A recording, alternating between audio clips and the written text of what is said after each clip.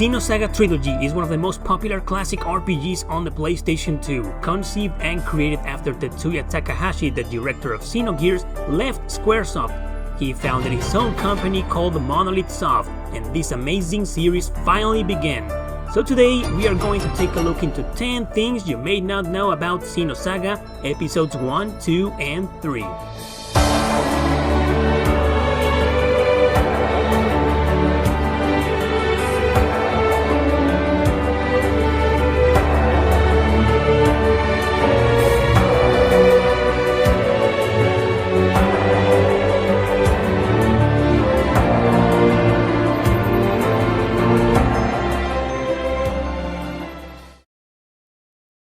Number 10. Project X. In 1998, a science fiction turn-based RPG called Xenogears was released and published by Squaresoft. It had been conceived and developed by Tetsuya Takahashi, who had written the script with his wife Soraya Saga. Less than a year later, Takahashi had proposed a new series of RPGs following the success of the game. However, Squaresoft wasn't interested in continuing on, considering the controversial nature of Xenogears. To make matters worse, the company was heading into a different direction that Takahashi and Saga didn't agree with. In 1999, they founded Monolith Soft, still with the idea of working on the Xeno universe. They couldn't call it Xenogears because Squaresoft had kept the rights of the name, so for now they called it Project X. A lot of people who had worked on Xenogears joined this new company, and under funding from Namco, development took 2 years until finally revealing its purpose to the public.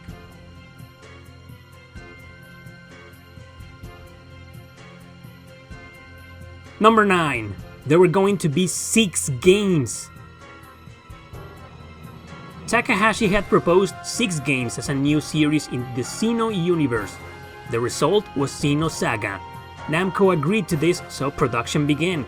Each and every title will be developed for the PlayStation 2, with intentions of localizing the games outside Japan.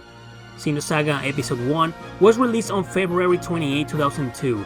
It had a large script, so translation took over a year, with a localization to North America on February 25, 2003.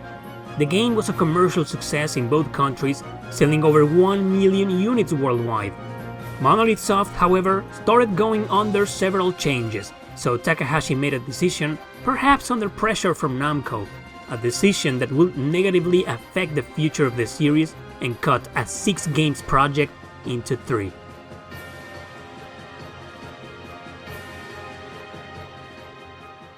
Number 8. Takahashis Mistake. So the first episode was successful. Even an anime was released based on it. Namco decided to keep funding Monolith Soft, so production began for the second episode.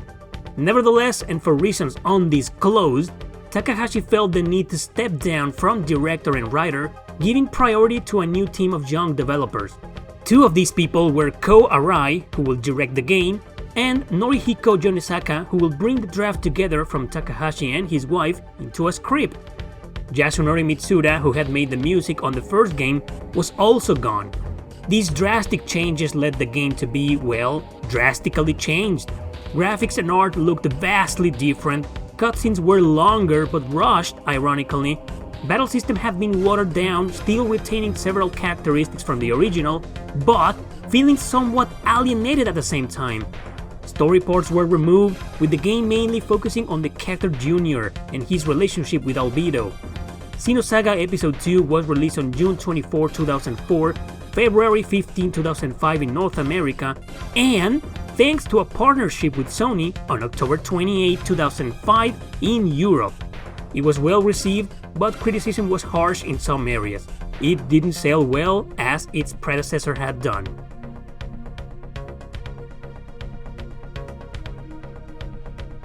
Number 7. The Europe Fiasco. As I stated before, Episode 2 was released in Europe on October 2005, but the previous game had never been published there. This happened because Namco didn't want to risk such an ambitious project worldwide. After the success of the first game, they partnered with Sony to release the second game on PAL territories. Nevertheless, Xenosaga 2 wasn't exactly successful. Sony noticed that and withdrew from the partnership for future entries. Europe was then left with a second game with zero context and gamers not being able to understand almost anything of the story. So of course it failed. As a result, Xenosaga Episode 3 was also never released there. This third and final game wasn't successful either, but we'll get to that later.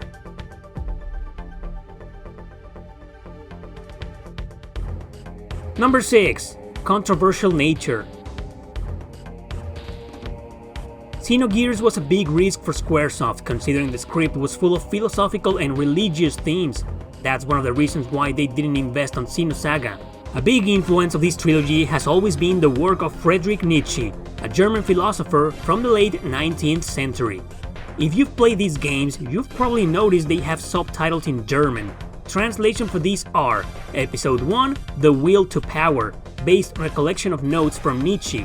Episode 2, Beyond Good and Evil, based on a philosophical novel from the author. And Episode 3, Thus Spoke Zarathustra, based on one of his most famous novels with the same name. And yes, each game takes narrative elements from his work as an influence for the events and circumstances the characters go through. Number 5. Spinoffs. Even though Xenosaga Episode 2 hadn't been as popular as its predecessor, both games still retained enough profit to invest on side projects. Since the enormous story idea from Takahashi and Saga had been watered down to only 3 games, there was a lot of content with nowhere to go. Namco offered a spin-off on mobile devices to help promote the main series. Takahashi then took advantage of this opportunity and released a game called Xenosaga Pied Piper. The game was still a turn-based RPG, released into 3 short episodes, focusing on the story and past of Ziggy, one of the main playable characters in the Xenosaga Trilogy. It was released on July 14, 2004, never to be localized anywhere in this world. Why? Most likely due to mobile limitations and differences between regions, and the lack of initial commercial success in its country of origin. There's also a visual novel called Xenosaga Freaks, again only in Japan, but it's been fan translated. It was included on a PS2 disc, which included a minigame, a dictionary for the game's terminology, and a demo for Episode 2.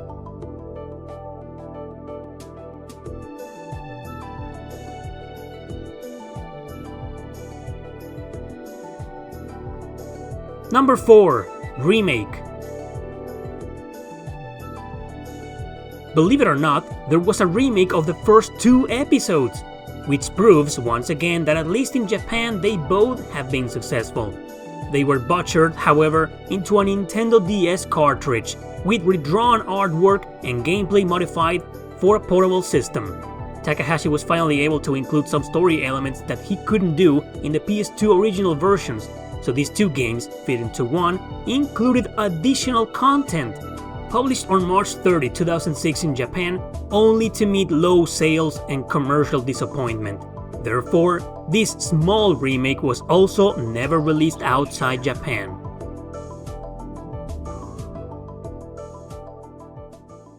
Number 3. Commercial failure.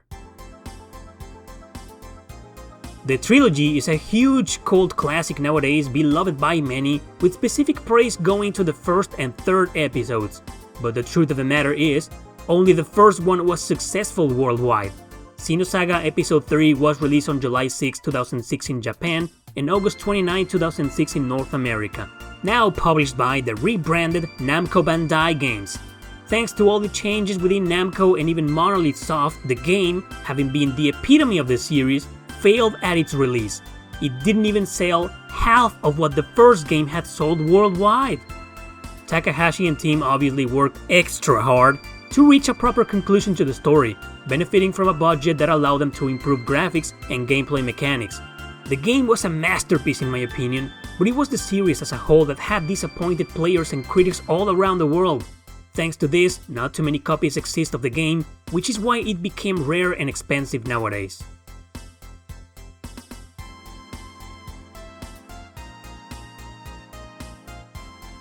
Number 2. The huge popularity of KOS-MOS. Failure or not, one fact is simply undeniable. KOS-MOS, the co-protagonist of the trilogy, became very popular. She literally was the mascot of the franchise, and pretty much from Monolith Soft, making appearances on several other games such as Namco vs Capcom, a strategy RPG crossover on the PS2, only in Japan. KOS-MOS also appeared on Super Robotizing OG Saga Endless Frontier on the Nintendo DS, Project Cross Zone 1 and 2 on the 3DS, Soul Calibur 3 as a hidden playable character, a costume in Tales of Vesperia, a supporting attack in Tales of Hearts, and as a rare blade in Xenoblade Chronicles 2! Wow! She is nowadays one of the most recognizable android characters in video games, especially in RPGs. I still think the fact that the trilogy was a commercial failure is quite a controversial one.